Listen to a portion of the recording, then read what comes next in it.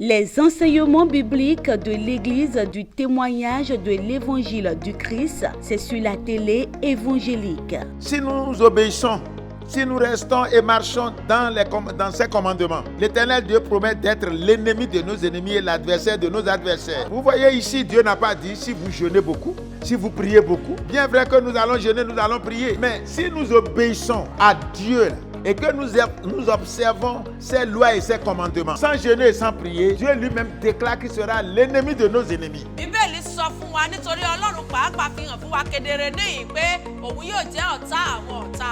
Par ces différents enseignements sur différentes thématiques, vos yeux spirituels s'ouvriront et la vérité vous affranchira. Prenez alors le rendez-vous tous les lundis à 21h et les samedis à 17h30.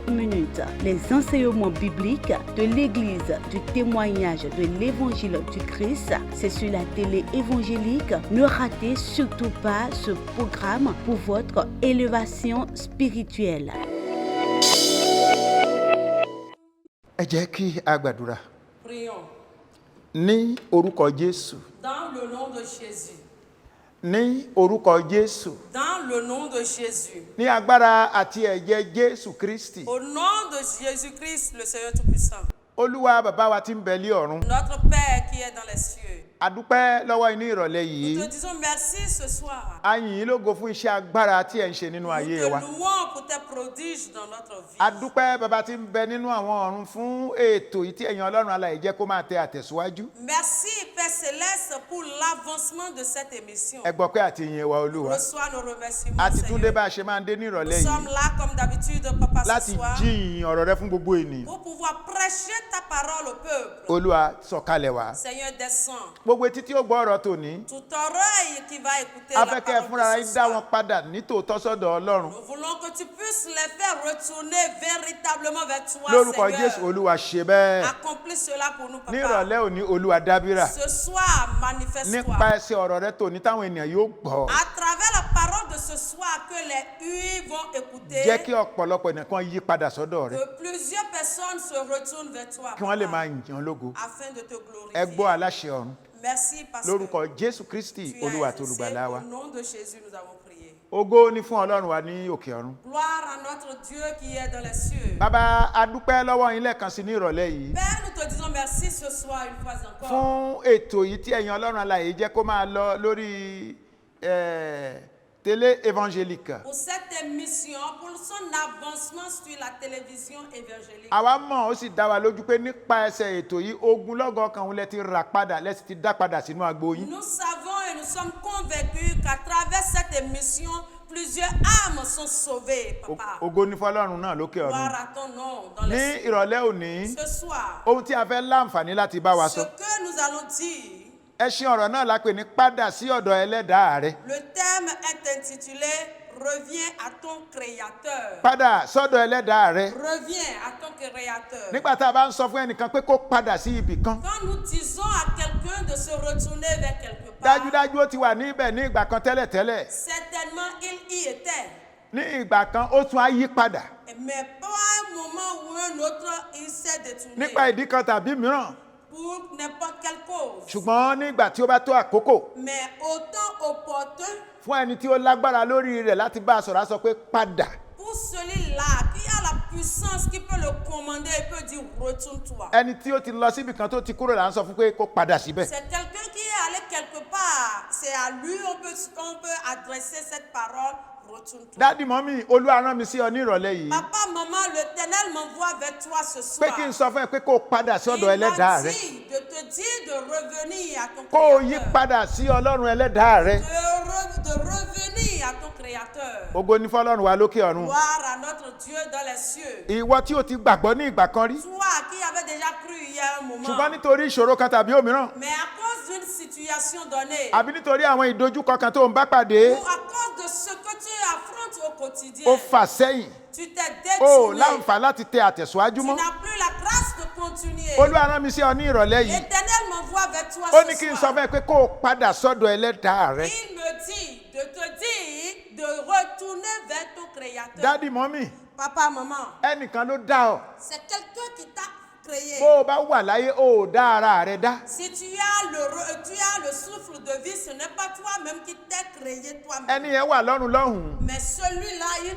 ó ń siège ṣe au ohun ciel. tó wù ú lọ́run. Il est là-bas, il fait ce qu'il ó ń veut. ran oòrùn sí ilẹ̀ ayé. Il envoie le soleil sur Ó la ń terre ran des òjò sí vivants. ilẹ̀ ayé. Il envoie la pluie sur la terre des vivants.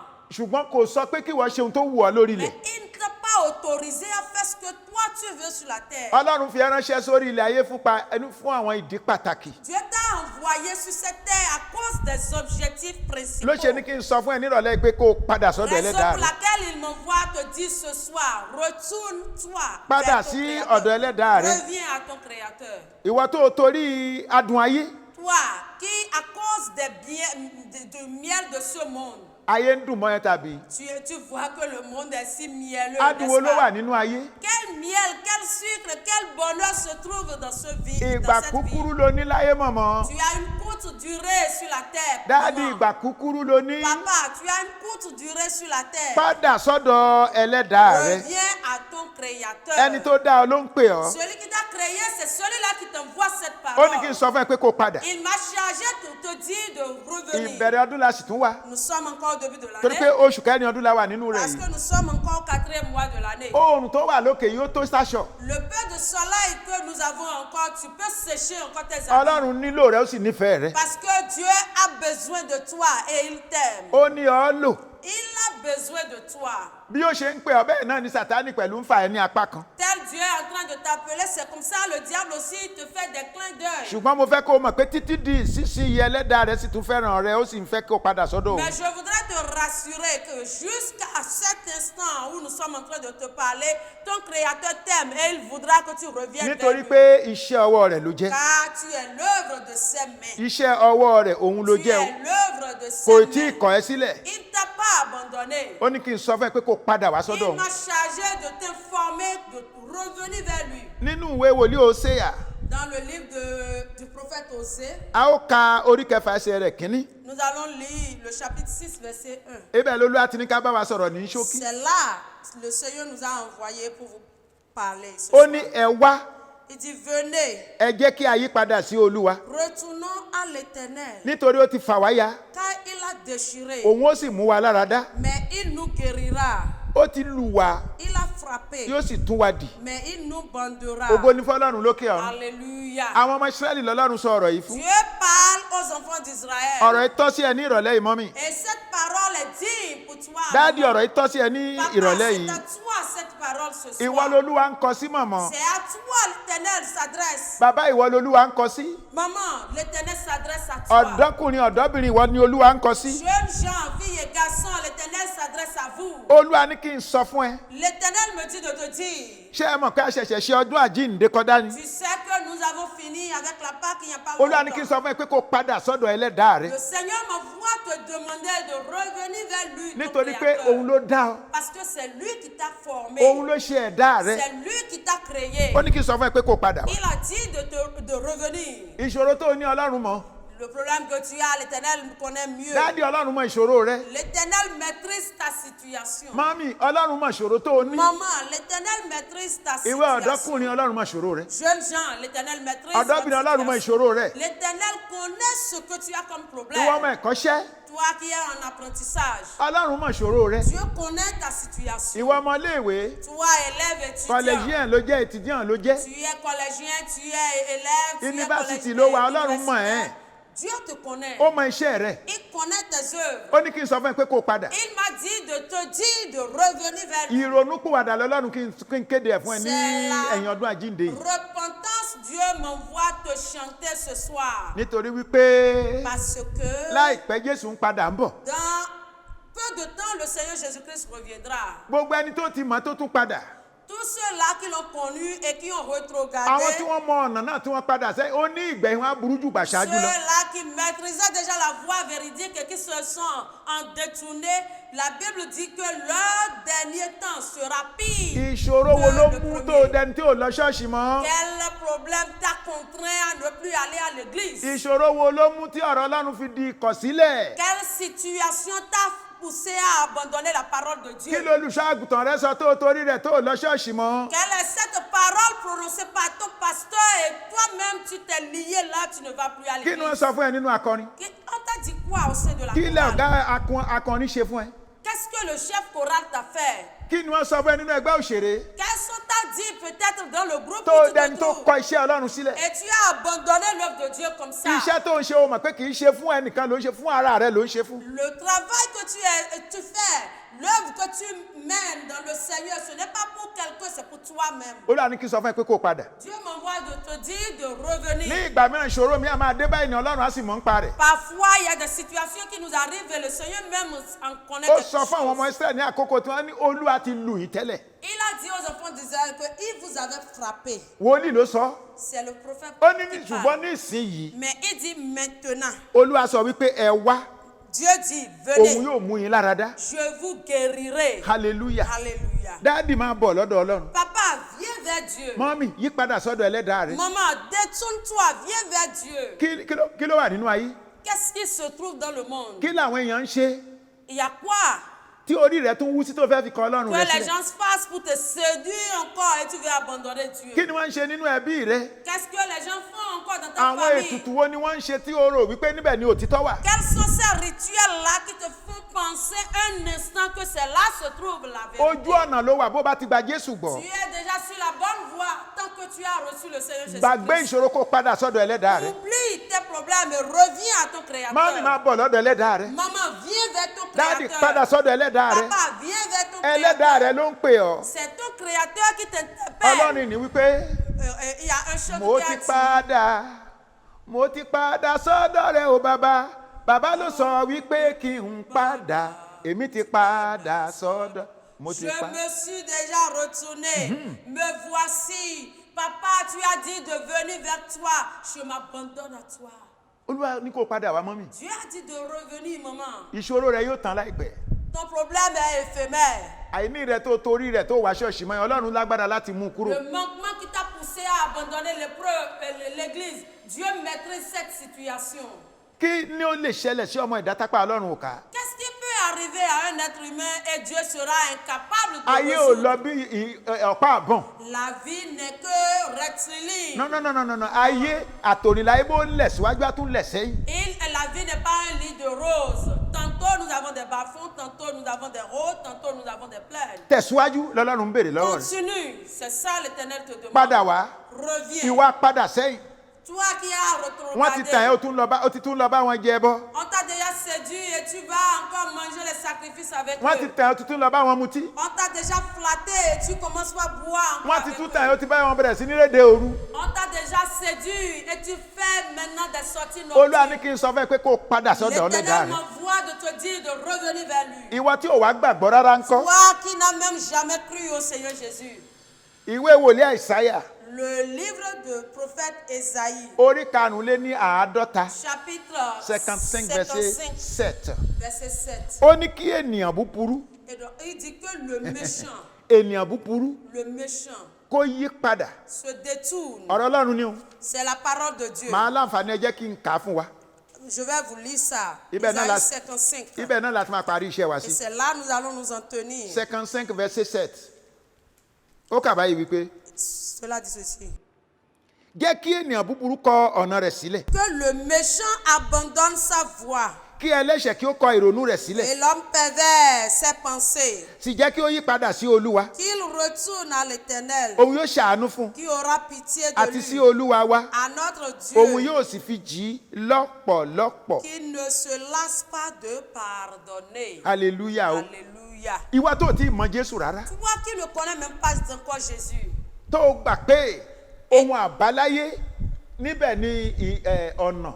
Ibẹ̀ kì í ṣọ̀nà. et tu sais que les choses coutumières sont la voie, ce n'est pas la véritable voie. Olúwa ní kí n sọ fún ẹ.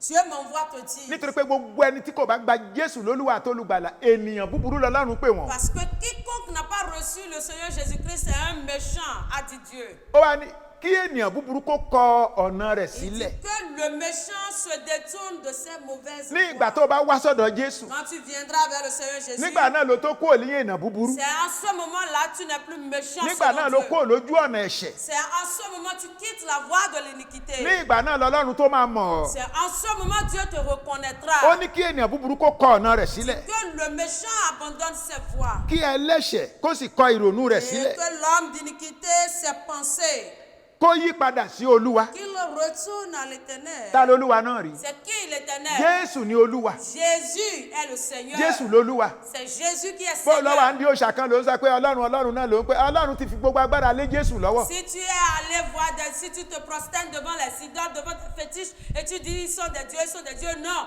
Tu as déjà remis tout pouvoir dans les mains de Jésus. Ó ní bàbá fẹ́ ọmọ. Il dit, le Père aime le Fils.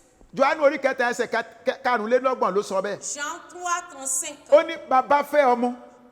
Le Père aime le Fils. Ó sì fi ohun gbogbo lé e lọ́wọ́. Et il lui a remis toutes Ó choses. lẹ́ni tó bá gba ọmọ gbọ́ ní ìyè. Celui qui a cru à l'enfant à la vie, Ó lẹ́ni tí kò bá gba ọmọ gbọ́ kì yóò rí ìyè Mais ṣùgbọ́n celui ìbínú qui- Ọlọ́run bẹ lórí qui rẹ̀. ne le reçoit pas n'aura pas la vie, mais la colère de Dieu réside sur lui. Ọlọ́run ní kí n sọ fún ẹ Dieu m'envoie te ní dire, ìrọ̀lẹ́ òní ce soir, bàbá aláwo, le charlatan. grégisseur, le charlatan, bàbá olóòṣà, le grégisseur, Ọlọ́run ní kí n sọ fún ẹ Dieu m'envoie te dire pé kó o yí padà sí de òun. te retourner vers lui. Kó o kúrò nídìí àwọn pàǹtírí àwọn ohun tó o kó jọ ohun tá a rorí kó tó jọ là ń pè ní òrìṣà.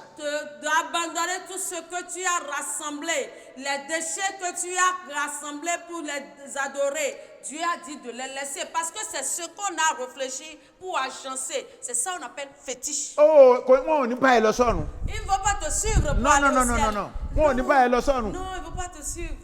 Ọ̀nà ọ̀run Jésù ní ọ̀nà.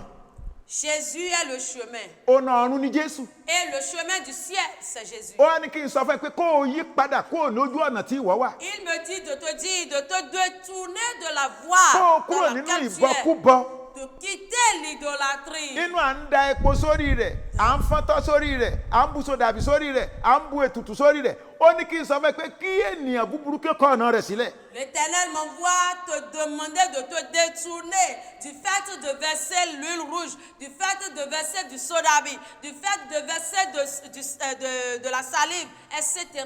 Dieu me demande de te dire de revenir vers Kó o yí padà sí Ọlọ́run. de revenir vers l'Éternel. Ẹ̀ṣẹ̀ tó o ti dábò tí kò pọ̀ tó ní yóò ṣàánú fún ẹ yóò sì fi jì ọ́ lọ́pọ̀lọpọ̀. Quoi qu'en soit le degré de tes iniquités, le Seigneur est prêt à te pardonner. Dádì, Papa, Ọlọ́run fẹ́ràn rẹ. Dieu t'aime.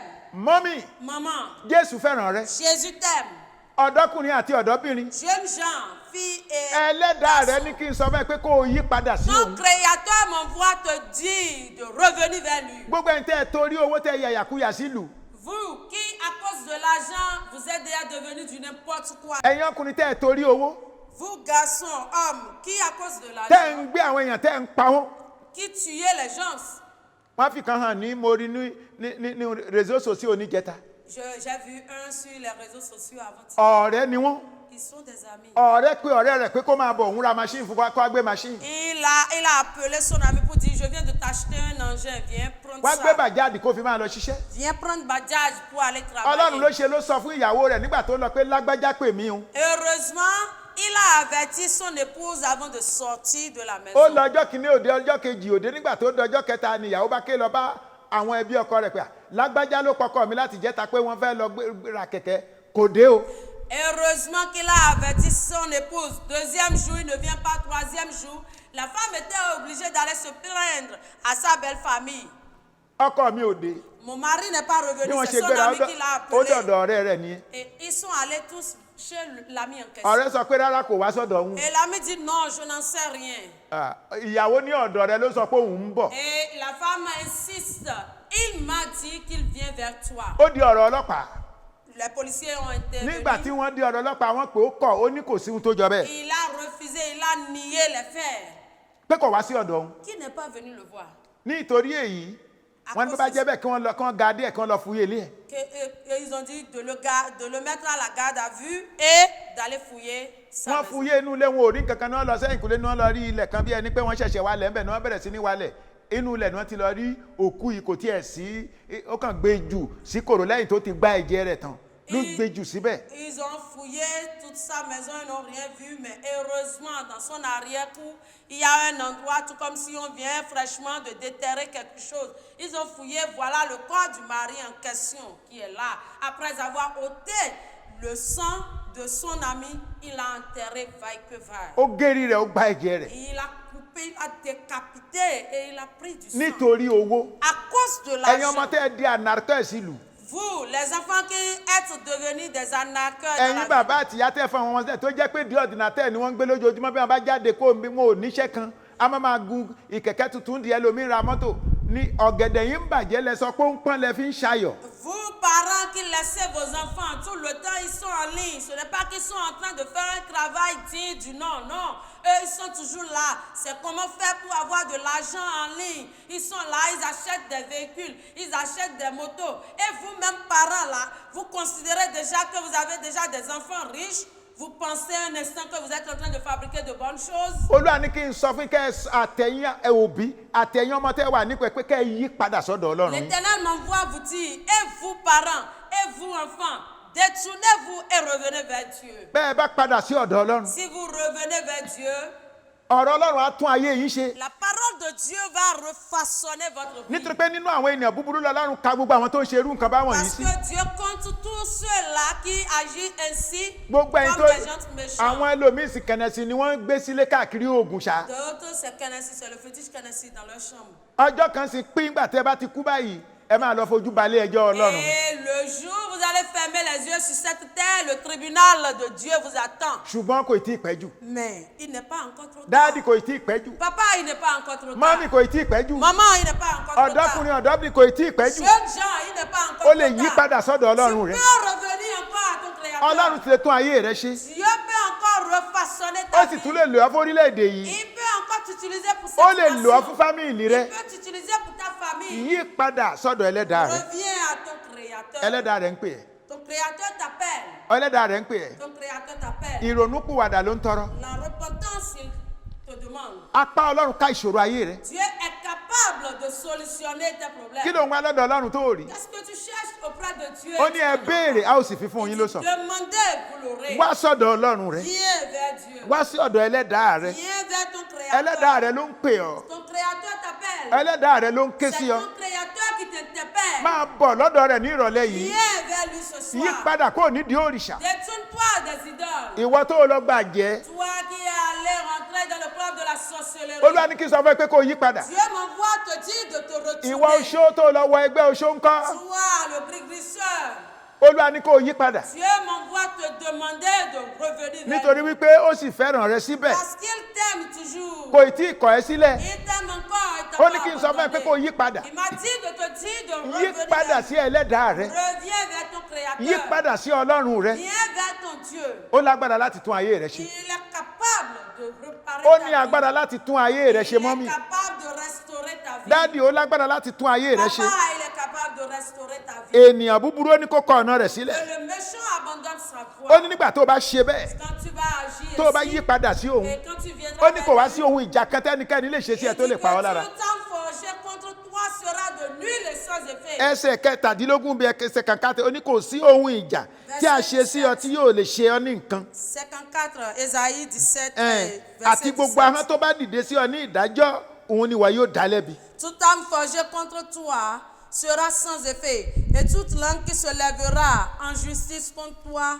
tu les condamneras. Ó ní èyí ni ogún àwọn ìránṣẹ́ Olúwa. Tel est l'héritage des serviteurs de Láti ọ̀dọ̀ mi ní l'Éternel. òdodo wọ́n sì ti wá Tel est le ní salut Olúwa wí. qui leur viendra de ma Kí ló wá kù? part, dit l'Éternel. Kí ló kù? Qu'est-ce qui reste? Yí padà sí Olúwa. Reviens vers Dieu. Ọlọ́run yóò jà fún ẹ. Dieu combattra pour toi. Ló bá ti yí padà sí Si Olúwa. tu reviens vers Dieu, Ohun tó rò pé bó bá ti dọ́dọ̀ babaláwo bó bá ti dọ́dọ̀ alálùfáà kan tó bá ti dé kí wọ́n ṣe fún ẹ lọ́fẹ̀ẹ́ Ọlọ́run yóò máa ṣe fún c'est ẹ. pourquoi tu te rends obligé d'aller vers les grégriseurs, vers les charlatans, vers les féticheurs. Dieu te le fera gratuitement. Ó ní ogún ló tiẹ̀ jẹ́ fún àwa tá a ní Ọlọ́run. Il dit que c'est un héritage pour nous qui avons Ó Dieu. ní kò sí ohun ìjà kan tí wọ́n lè ṣe sẹ́ni tó bá yí padà sí ohun Ọlọ́run tó lè pa á lára. Il dit tout âme forgée contre celui-là qui va se retourner vers son Créateur, qui fera quelque chose. Ẹnu rẹ̀ láwa yìí. Et Et c'est comme ça, c'est à ça nous sommes La fi wà appelés. láyé a fi ń ṣiṣẹ́ Et fọ́lọ́run c'est dòní. pourquoi nous sommes encore en vie pour Mo ń sọ travailler fún pour àwọn ẹ̀mọ́ ní l'Éternel. abá oròjà abá igun jà ṣùgbọ́n Ọlọ́run gbà wá. J'ai dit aux gens que j'ai combattu avec le fétiche oro, j'ai combattu avec les fétiches égougoum, mais Dieu m'a sauvé. Bíbélì wa sọ wípé Et a la ti Bible fi adé òdodo lélẹ̀ fún mi. Et la Bible dit, la couronne de la justice m'est réservée. Fún èmi àti fún àwọn tó ń fẹ́ ìfarahàn rẹ̀. Pour moi et pour ceux-là qui aiment. A ti fi adé òdodo lélẹ̀ fún wa. La couronne de la justice nous est Nítorí pé réservée. a yí padà Parce que nous nous sommes kúrò nínú ìbọ̀rìṣà. détournés de l'idolâtrie. A yí padà kúrò nínú ìbọ̀rìṣà. Nous nous sommes détournés de A yí l'idolâtrie. padà kúrò nínú ayé. Nous sommes détournés du monde. A yí padà kúrò nínú ẹgbẹ́ òmùtí. Nous sommes détournés de ce club. A des sì yí viveurs. padà sí Olúwa Ọlọ́run Et wa. nous nous sommes fixés. Ó ṣàánú fún wa. Il a eu compassion. Lẹ́yìn tó dáríjì wá tán pátápátá. Quand il nous a pardonné. Lẹ́yìn náà ló wá sọ ayé wa di ọ̀tun. Il nous a refaçonné. Gbogbo tó yẹ tí ọmọ ènìyàn gbọ́dọ̀ ṣe tọ́mọ ènìyàn gbọ́dọ̀ ní Ọlọ́run wa bẹ̀rẹ̀ sí ní ṣe wọ́n fún wa lẹ́sẹẹsẹ. Tout ce que l'homme doit faire sur la terre, Dieu a commencé par les faire un à un. Bẹ́ẹ̀ ni Ọlọ́run máa ń ṣe. C'est comme ça Dieu fait. Fáwọn tí wọ́n bá gbà láti yí padà Pour sọ́dọ̀ rẹ̀. ceux-là qui ont accepté de revenir vers Dieu. Ìwọ tí ìṣòro ti mú tó wá ṣọ́ọ̀ṣì mọ́ padà sí ṣọ́ọ̀ṣì. Toi qui es déjà ligoté par les problèmes et tu ne viens plus à l'église, reviens vers ton Ìwọ Dieu. tí ìṣòro ò jẹ́ kí o wá sí ìpàdé àdúrà mọ́ padà sí ìdí àdúrà. Toi qui es empêché par les problèmes de venir aux séances de prière, reviens à l'Éternel. Ìwọ tí ìṣòro ti mú tó fi di pé gbogbo iṣẹ́ tó ní ojúṣe tó ń ṣe nínú Ọlọ́run ò lè ṣe mọ́ padà sọ́dọ̀ Ọlọ́run rẹ̀ báyìí. Toi qui as déjà tout abandonné dans la maison de Dieu à cause de cette situation, reviens vers Dieu. Jésù ń pè ẹ́, Jésus t'appelle. kò tí ì kọ̀ ẹ́ sílẹ̀, Il ne t'a pas abandonné. ó sì ti núfẹ̀ẹ́ rẹ̀ síbẹ̀. Et il t'aime encore. Máa bọ̀, Viens. máa bọ̀ lọ́dọ̀ Jésù, Viens vers Jésus. máa bọ̀ lọ́dọ̀ Ọlọ́run rẹ̀. Viens vers ton Dieu. Bó o bá lè wá sọ́dọ̀ rẹ̀ Si tu peux venir vers lui, láìpẹ́ láì jìnnà, dans peu de temps, wọn náà yóò wá dúpẹ́. tu viendras témoigner. Ẹ jẹ́ kí a gbàdúrà. Prions. Aláṣẹ láyé àti lọ́run. Créateur du ciel et de la terre, A dúpẹ́ lọ́wọ́ yín ní ìrọ̀lẹ́ yìí o. nous te disons merci ce soir. A yìn yín lógo fún ọ̀rọ̀ náà tí ẹ rán. Nous t'exaltons pour la parole envoyée. A dúpẹ́ fún ìfẹ́ ní ayérayé tẹ́ ẹ fi fẹ́ràn àwa ènìyàn. Nous te disons merci pour cet amour éternel Baba par mímọ́. lequel tu nous as aimés. Ẹ gba ọpẹ́ wa. Reçois nos remerciements. Ọ̀rọ̀ rẹ ti jáde báyìí. Ta parole est déjà Gbogbo àwọn sortie. ènìyàn tí Sátánì ti dè ní Tous ìgbèkùn. ceux-là que le diable a déjà ligotés. Láti fi wọn, ó ti fi wọn ayé yìí tàn wọ́n jẹ, wọ́n ti padà sẹ́yìn kúrò nínú ìgbàgbọ́. Il les a déjà séduits par les choses de ce monde et ils se sont détournés de la foi. Bàbá bá mi dá wọn padà. Seigneur, fais-les venir Lórúkọ de Jésù, nouveau. Olúwa dá wọn padà sójú ọ̀nà Seigneur, rẹ. fais-les venir de nouveau. Ọwọ́ ìyanu rẹ, Ta main miraculeuse Olúwa nà nínú ayé wọn. étend ça sur eux. Ògo rẹ kó máa Que farahàn. ta gloire se A ó máa manifeste. yìn yín. Nous allons Ẹ te gbọ́ aláṣẹ ọ̀run. Merci, Ní Papa. orúkọ Jésù Kristi, Olúwa àti olùgbàlà wa. Au nom de Jésus, nous avons prié. Amen. Les enseignements bibliques de l'Église du témoignage de l'Évangile du Christ, c'est sur la télé évangélique. Si nous obéissons, si nous restons et marchons dans ses commandements, l'Éternel Dieu promet d'être l'ennemi de nos ennemis et l'adversaire de nos adversaires. Vous voyez ici, Dieu n'a pas dit si vous jeûnez beaucoup, si vous priez beaucoup. Bien vrai que nous allons jeûner, nous allons prier. Mais si nous obéissons à Dieu et que nous observons ses lois et ses commandements, sans jeûner et sans prier, Dieu lui-même déclare qu'il sera l'ennemi de nos ennemis. Bíbélì sọ fún wa nítorí Ọlọ́run pàápàá fi hàn fún wa kedere níyìn pé òun yóò jẹ́ ọ̀tá àwọn ọ̀tá wa. Par ces différents enseignements sur différentes thématiques, vos yeux spirituels s'ouvriront et la vérité vous affranchira. Prenez alors le rendez-vous tous les lundis à 21h et les samedis à 17h30. Les enseignements bibliques de l'Église du témoignage de l'Évangile du Christ, c'est sur la télé évangélique. Ne ratez surtout pas ce programme pour votre élévation spirituelle.